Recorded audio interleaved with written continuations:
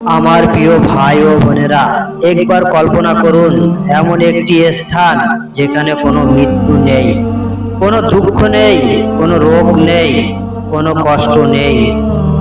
সেখানে নেই চোখের জল, নেই বিচ্ছেদ, নেই ভয়। এটাই হলো জান্নাত, যা আল্লাহ তাআলা ঈমানদারদের জন্য প্রস্তুত রেখেছেন। এই পৃথিবীর সুখ খুবই ক্ষণস্থায়ী। আজ হাসি, কাল কান্না, আজ সম্পদ, কাল নিঃস্বতা, কিন্তু জান্নাতের সুখ চিরস্থায়ী।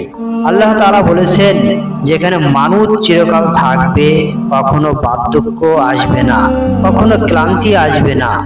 ভাবুন তো, এমন এক বাগান যেখানে নিচ দিয়ে নদী প্রবাহিত হচ্ছে, সোনার প্রাসাদ, মুক্তার ঘর, সুস্বাদু ফল, বিশুদ্ধ পানি, আর সবচেয়ে বড় নিয়ামত হলো আল্লাহর সন্তুষ্টি এবং তার দর্শনের সৌভাগ্য। কিন্তু প্রশ্ন হলো, আমরা কি সেই জান্নাতের জন্য প্রস্তুত নিচ্ছি? আমরা কি পাঁচ ওয়াক্ত নামাজ আদায় করছি? আমরা কি হারাম থেকে নিজেদের বাঁচাচ্ছি? আমরা কি বাবা মায়ের হক আদায় করছি? কারণ জান্নাত শুধু আশা করলেই হবে না, তার জন্য আমলও করতে হবে।